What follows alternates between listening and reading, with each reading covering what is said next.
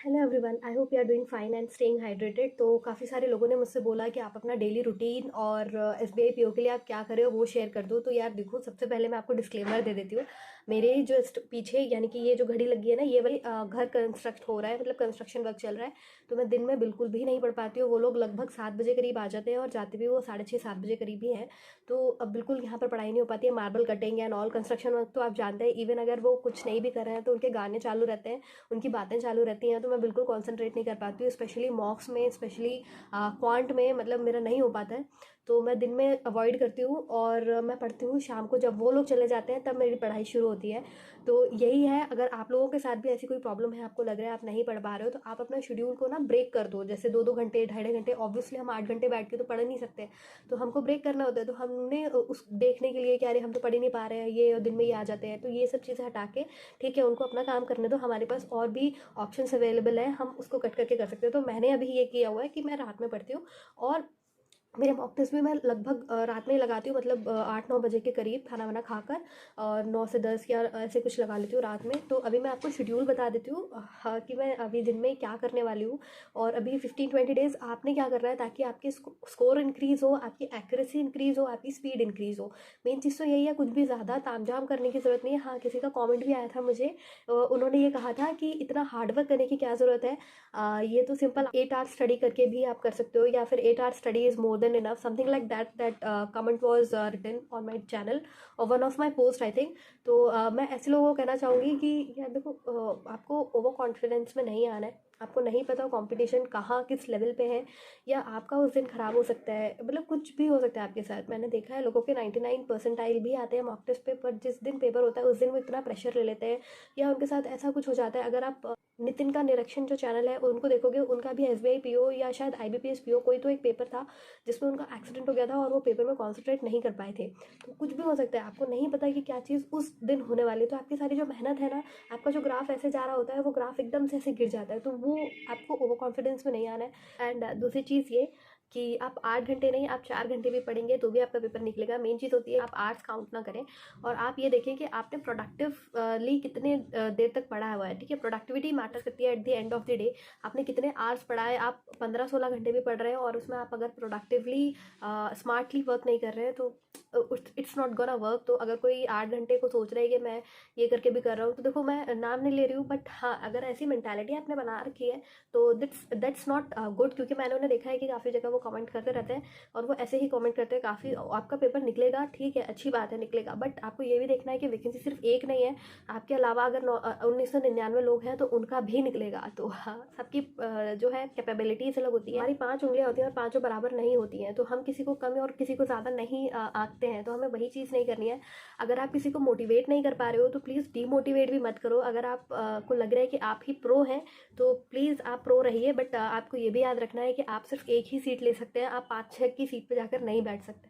तो this is the message to all you guys. बुरा लगेगा, आई नो, काफ़ी लोग कमेंट करेंगे क्योंकि पब्लिक प्लेटफॉर्म है ऑब्वियसली, बट थोड़ा सा लॉजिकली सोचना तो आपको शायद समझ में आए कि आप क्या कर रहे हैं। आपको शेड्यूल बता देती हूँ एंड होपफुली कि मेरा एग्ज़ाम मुझे देने को मिले। प्लीज़ प्रे करिएगा, क्योंकि मैं जब भी मॉक टेस्ट देती हूँ तो मुझे यही लगता है कि मॉक टेस्ट तो मैं दे रही हूँ और एग्ज़ाम ही ना देने मिला तो फिर क्या ही रह जाएगा। तो मुझे बस ये वाला फीलिंग आ जाती है मेरे दिमाग में। तो ऑब्वियसली जिसका भी 2021 को होगा इंटरव्यू आरआरबी होगा, तो उसके तो गर्दन पे तलवार लटकी हुई है कि पता नहीं क्या होगा। तो बस यही वाली चीज़ें हैं, और बाकी मैं आपको अपना शेड्यूल जो है वो पेन पेपर मोड पे बता दूंगी। तो लेट्स गो।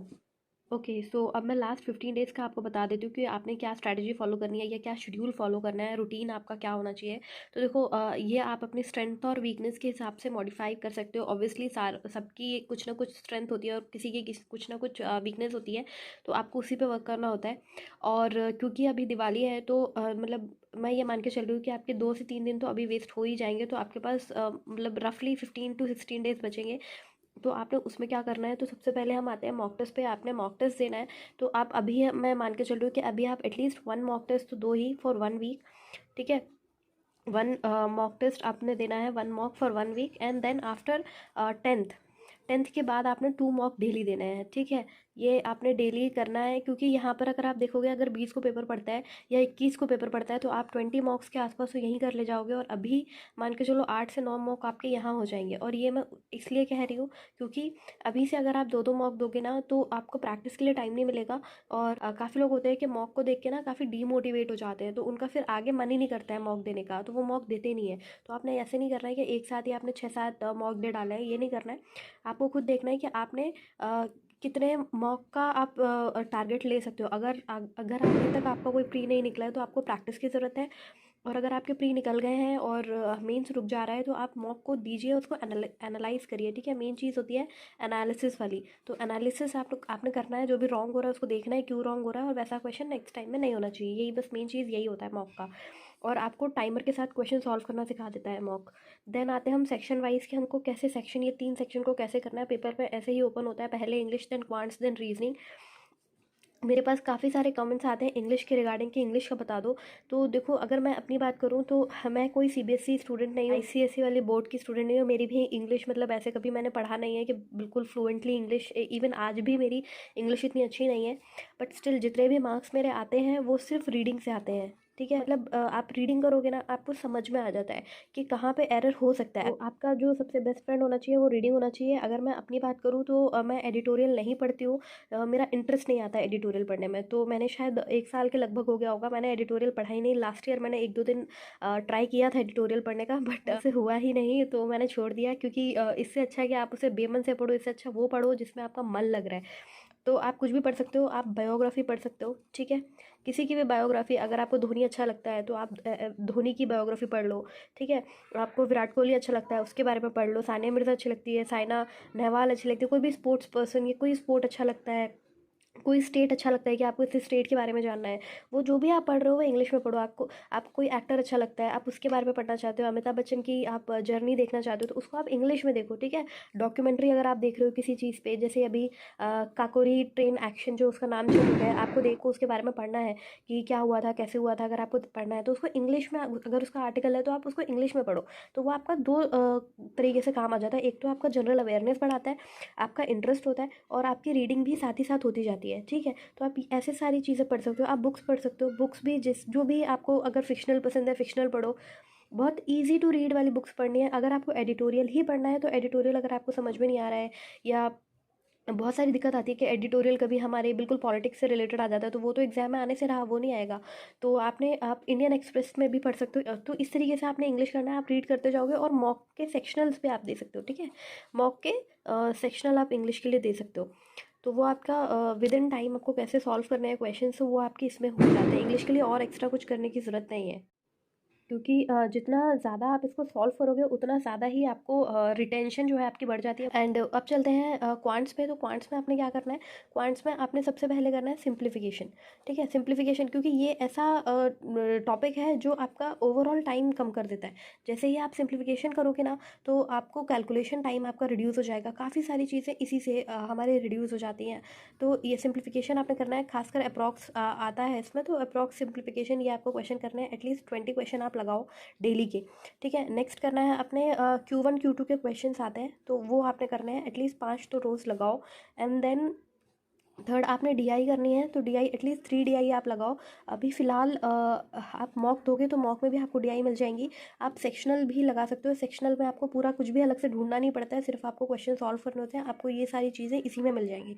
तो आपको किसी पीडीएफ या किसी से मांगने की कुछ ज़रूरत नहीं है कि आपको मटेरियल कहाँ से मिलेगा। मटेरियल सारा आपको मॉक टेस्ट में दिया होता है। आप अड्डा की क्विज़ लगा सकते हैं, अड्डा में भी फ्री में सब दिया होता है, आपको कहीं कुछ पेड लेने की ज़रूरत नहीं पड़ती है।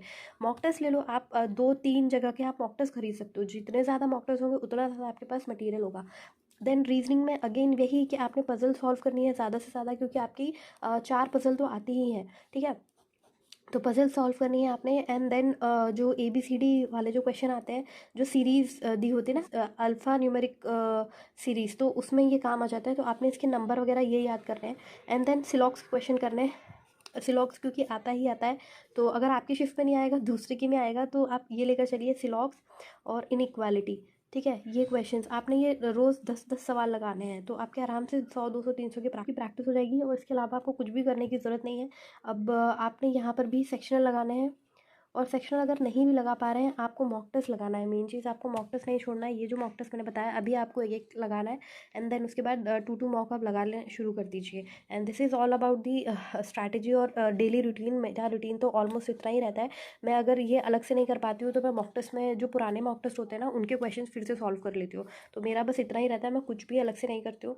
तो आप लोग बताइएगा कि आप कैसा करें। And a very happy Diwali to all of you guys, and just keep preparing and have positive vibes around you. Bye.